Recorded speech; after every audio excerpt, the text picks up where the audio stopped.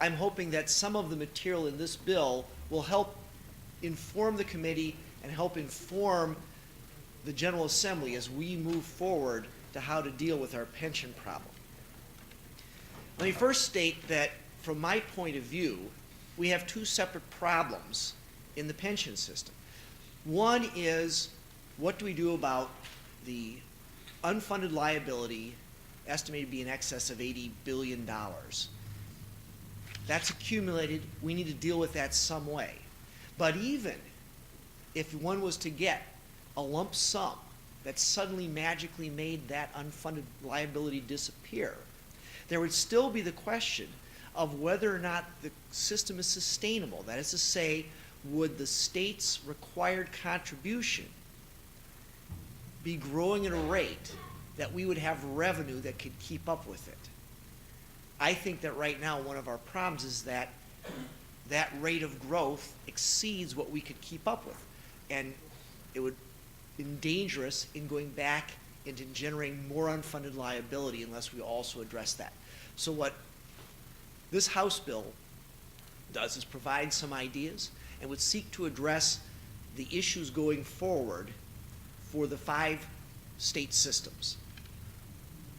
It's really primarily based on 3 pieces that would address it.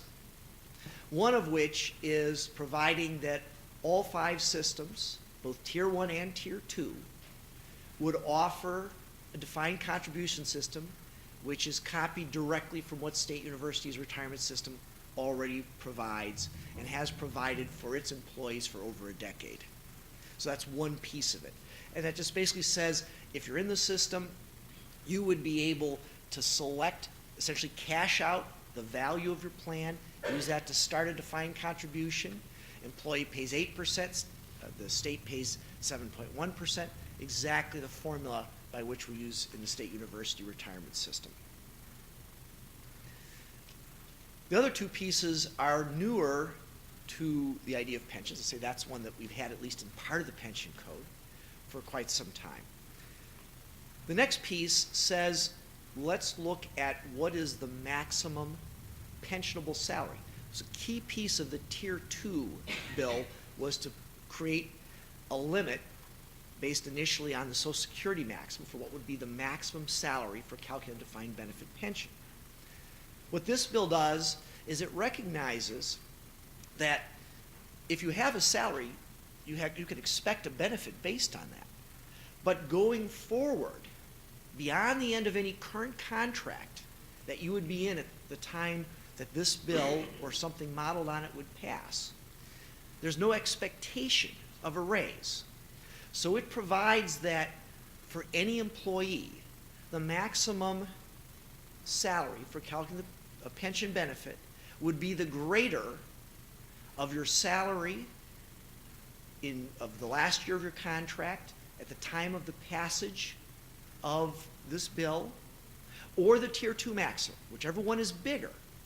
So if you were making $150,000, which is above the Tier 2 maximum, if that was the best salary in the current contract, then that would become the maximum going forward. What it would also provide is for any salary above the maximum, the increment, the amount above the maximum, there would be a hybrid defined contribution plan. So there'd still be the defined benefit for that up to that maximum salary, but the amount of income above that would now qualify for a defined contribution plan where the employer would put in 3% and the employee would put in 6%. So for whatever thing, any other salary above and beyond that maximum. That's the second major piece. The third major piece deals with essentially what is the value of the benefit. One of the things that we have seen is that over the last many years, the value of the benefit has increased. And if there's an increased benefit, the legislature can charge for it. We can't collect if we failed to collect in the past, but we can charge for an increased benefit. And as measured by the normal cost, the value of the plans has increased. What this bill does is it says that that increase should be reflected by a sharing of the risk between the state and the employee. So it proposes that there be a 50% split. So whatever the normal cost is calculated to be, and we would calculate that regularly on a 3-year schedule so that we didn't get so far out of whack as we currently have gotten ourselves. And then based on that, each employee would pick up 50% of the cost. The state would pick up the other 50%. If the normal cost rises, both would share the risk in the increase. If the normal cost decreases, let's say the market performed exceptionally well over a long stretch and we saw a decrease in normal cost for that reason, then that would be savings realized by both parties. Both parties would share the risk on both sides. So that's the third major piece. I asked COGFA, through the help of the chair, thank you, Madam Chair, to take a look at this and give us an estimate of what this would be. They looked at the larger picture. They asked SERS to analyze this plan using their actuarial estimates and what their current system, the number of employees that they have, which of course with SERS there's a number of different categories. The complexity there made that a good candidate to take a look at how this would go. Their estimate is just for SERS, it would create a savings of about $115 million a year. That's about 2.7% of the payroll associated with that. I asked them, well, how does that translate to the rest of the systems? And they said, well, SERS makes up about 27% of the state. And they said, as a rough estimate, you can extend that, assuming that you're going to get 27% across the board. If I do that, that would result in a savings to the state of about $400 million a year.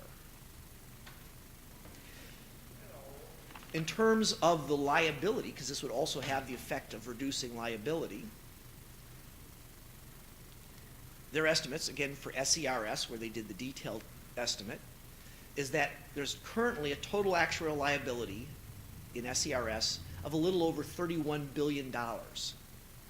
With this, it would be reduced to about $25.5 billion, which would reduce our liability just due to SERS by about $5.8 billion. Again, if I extend that across the plans, you're looking at something on the order of 15 to 20 billion or more in overall reduced liability to the system. And since the liability is the sum of our unfunded and funded, any reduction of liability is a reduction of our unfunded liability.